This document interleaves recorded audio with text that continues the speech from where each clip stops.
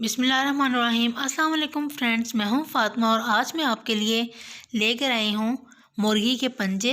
वैसे तो बहुत कम लोग खाते हैं, लेकिन जो एक दफ़ा खा लेता है वो बार बार बनाता है, क्योंकि ये ऑपरेशंस के लिए अच्छे हैं, हड्डियों के लिए अच्छे हैं और ये टेस्टी भी होते हैं। पहले मैं भी नहीं खाती थी, मुझे यूँ लगता था जैसे ये बच्चों के छोटे छोटे हाथ हैं, बट अभी मैंने एक दो मरतबा खाए, मुझे बहुत मज़े के लगे। सोचा मैं आपके लिए वीडियो बनाती हूँ। बहुत सारे लोग बॉईल करके बनाते हैं पंजों को, बहुत सारे लोग इसे जला लेते हैं ऊपर वाली स्किन को, लेकिन बॉईल करके ज़्यादा अच्छे तरीके से बनते हैं। इसे आप बॉईल करके आप इसकी स्किन उतारें और इसको छुरी की मदद से या हैमर की मदद से इसे काट लें। इसका शोरबा बहुत टेस्टी होता है। मैं तो जब भी बनाती हूँ शोरबे वाले बनाती हूँ। तो अभी चलें स्टार्ट करते हैं। बहुत इजी है, जैसे हम आम हंडिया बनाते हैं। 2 प्याज लिए हैं मैंने, उसमें मैंने 2 चम्मच भर के ऑयल डाला है।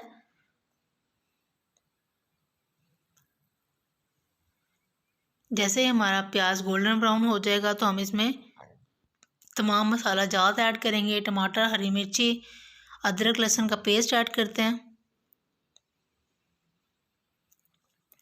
जैसे हम दूसरी हंडियाँ बनाते हैं वैसे ये पंजे भी बनाएंगे। इसके लिए कोई बहुत मेहनत नहीं करनी पड़ती, लेकिन ये कमर की दर्द जिनको रहती है उनके लिए बहुत अच्छे हैं। जो बुज़ुर्ग हैं उनके लिए बहुत अच्छे हैं, बट हाई ब्लड प्रेशर जिनको रहता है वो ये बिल्कुल मत खाएं।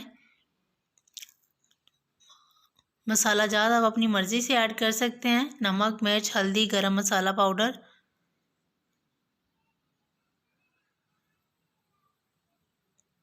जैसे ही हमारा मसाला भुन जाएगा तो हम इसमें जो हमने पंजे तैयार किए थे वो ऐड कर देंगे और उसे अच्छे तरीके से भूनेंगे।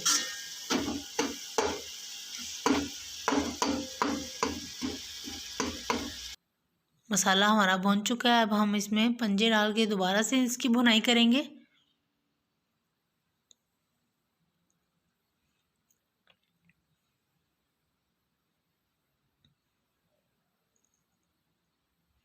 इसके अंदर जो लेस होती है वो ऑपरेशंस जिनके हुए होते हैं उनके लिए बहुत अच्छी है। घुटनों के लिए भी इसकी जो लेस है वो बहुत अच्छी है।